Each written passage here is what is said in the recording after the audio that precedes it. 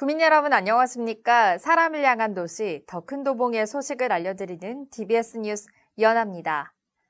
지난 한 주 동안에는 어떤 소식들이 있었을까요? 도봉 주간 뉴스 시작하겠습니다.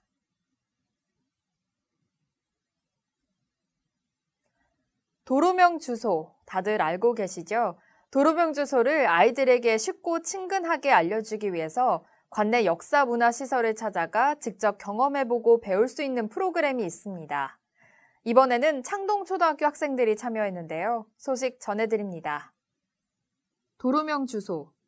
도로에 이름을 붙이고 주택, 건물에 순차적으로 번호를 붙여 도로명과 건물 번호에 의해서 표기된 주소입니다. 이 도로명 주소를 제대로 파악하기 위해서 아이들이 직접 현장에 나섰습니다. 도봉구의 역사 문화시설인 간송예측과 김수영 문학관을 찾아가 체험을 하고 표지판을 보며 현장에서 직접 배우니 일석이조 효과를 누릴 수 있습니다. 마지막 코스로는 도로명 주소 홍보관을 견학하며 다시 한번 정리하는 시간을 가집니다. 찾기 쉽고 편리한 도로명 주소. 아이들이 쉽고 재미있게 다가오는 현장 교육으로 함께했습니다. 9월 7일은 사회복지의 날입니다. 어려운 이웃을 위해 보이지 않는 곳에서 묵묵히 열심히 일하는 많은 사회복지인들이 있습니다. 도봉구는 사회복지의 날을 맞이해서 도봉구의 사회복지를 위해 애쓰고 계시는 분들을 격려하는 행사를 열었습니다. 지난 6일 창동역 광장 일대에서 같이 있어 가치 있는 이라는 슬로건으로 제2회 도봉복지박람회가 개최됐습니다.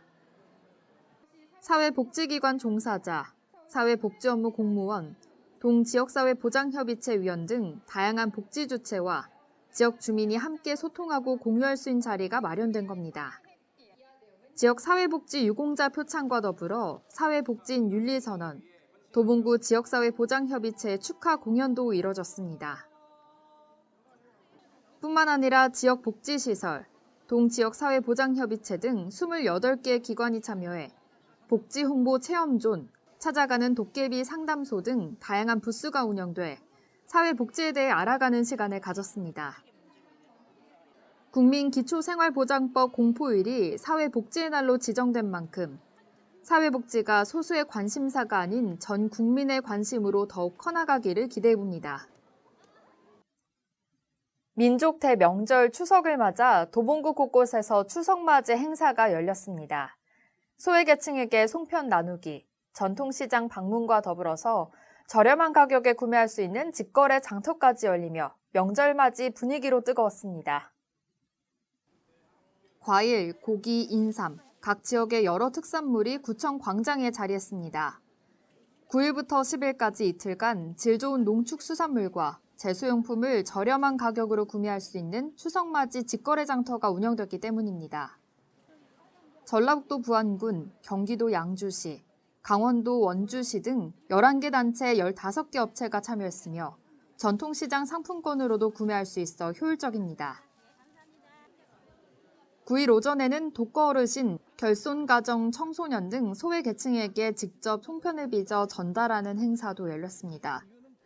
도봉구 새마을 지도자 등 60여 명이 참여해 직접 송편을 빚었으며 복지 사각지대에 놓인 소외계층, 다문화 가정 등 140세대에 전달돼 마음을 나눴습니다. 오후에는 이동진 구청장이 관내 5개 전통시장을 돌며 경기 침체로 인해 어려움을 겪는 상인들의 애로사항을 듣고 격려하는 시간을 가졌습니다.